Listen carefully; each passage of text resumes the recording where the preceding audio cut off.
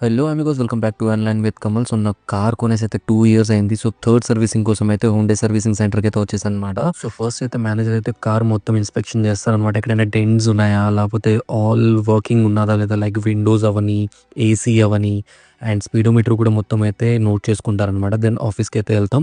ఒక estimation list అయితే ఇస్తారనమాట. మన ప్రాబ్లమ్స్ అన్ని రాస్తారు. సో వెంటనే వాట్సాప్లో పాపప్ అయింది ఒక ఎస్టిమేషన్ 4800 అప్రాక్సిమేట్లీ. సో ఇదైతే వెయిటింగ్ లాంచ్. దెన్ అయితే నేను డైరెక్ట్గా లోపల వర్క్ షాప్కి అయితే వెళ్ళాను అనమాట. ప్రతి కార్కి ఒక స్లాట్ ఉంటుంది అనమాట. నాదైతే 10th స్లాట్. సో దానికి ఒక మెకానిక్ అయితే ఉంటారనమాట. ఆయనే నా కార్ మొత్తం అంతా చూస్తారు. సో ఆయనేమో నా కార్ డ్రైవ్ చేసుకుని లోపల వర్క్ షాప్కి అయితే తీసుకెళ్ళాడు అనమాట. సో మొత్తం చెక్ చేస్తాడు, లైక్ డ్రైవ్ చేస్తున్నప్పుడు సస్పెన్షన్ ఎట్లా ఉంది ఏంటనేది. ప్రతి కార్కి ఒక్కొక్క కంపార్ట్మెంట్ ఉంటుంది అనమాట. సో కంపార్ట్మెంట్ నుంచి కార్ని అయితే లిఫ్ట్ చేస్తారనమాట. సో ఫస్ట్ అయితే ప్రాపర్గా అయితే చెక్ చేస్తారు.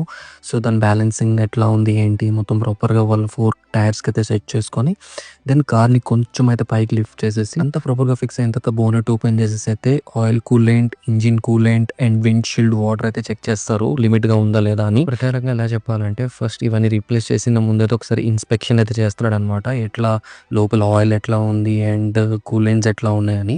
సో దెన్ మొత్తం అంతా చెక్ చేసిన తర్వాత బ్యాటరీ కూడా చెక్ చేస్తాడు అనమాట. సో దీని తర్వాత ఏముంటుంది అనేది నేను పార్ట్ 2లో అయితే చెప్తాను. సో ఈ వీడియో అయితే మీకు నచ్చినట్లయితే లైక్, షేర్, సబ్స్క్రైబ్ చేసేయండి అమిగోస్.